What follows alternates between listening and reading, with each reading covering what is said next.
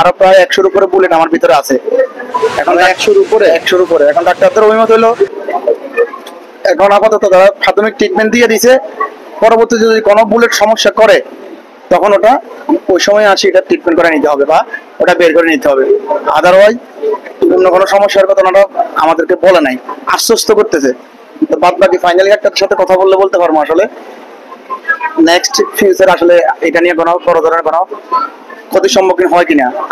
আসসালামু আলাইকুম ওয়া রাহমাতুল্লাহি ওয়া বারাকাতুহু। সম্মানিত প্রিয় দেশবাসী, অনেক কষ্টের সাথে আজকে বলতে হয় আজকের এই আমাদের বর্তমান স্বাধীনতা, আমাদের এই ছাত্র ভাইদের অনেক রক্তের বিনিময়।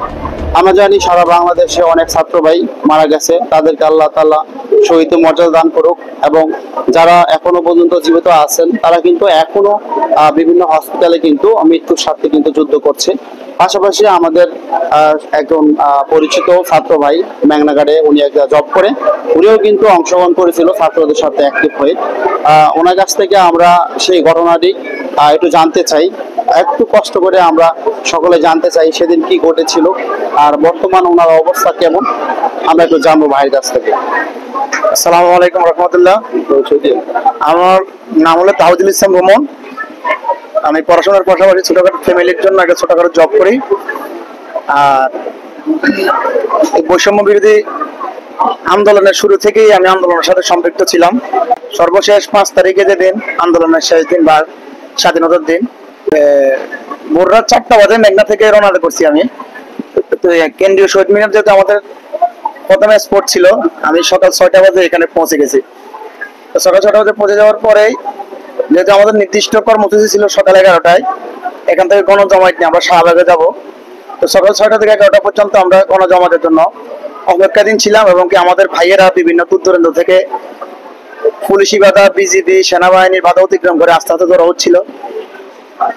এর মধ্যে 11টার কিছুক্ষণ আগে সকাল 10টা নাগাদ পুলিশ এবং কি বিজিবি যৌথভাবে আমাদের যে প্রবেশ মুখে 2টা রাস্তা ছিল, 2টা রাস্তায় আটকা দিছে।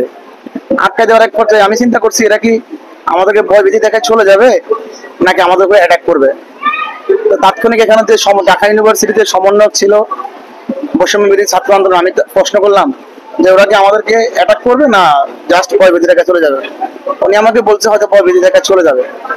এর 30 সেকেন্ডের মাথায় ওরা পুলিশ বিজিবি কোনো সুযোগ না দিয়ে, আত্মপক্ষ সমর্থন করার না সুযোগ দিয়ে একেবারে আমাদের মতন, আমরা একেবারে নিরীহ অবস্থায় ছিলাম, আমাদের উপরে একেবারে মানে কি বলবো হত্যাযজ্ঞ চালাইছে। এর এক ফাঁকে আমি যখন দেখতেছি না হত্যাযজ্ঞ, এখন আর বাঁচার কোনো উপায় নেই, এখানে থাকলে নিশ্চিত কিছুক্ষণের মধ্যে মৃত্যু ঘটতেছে।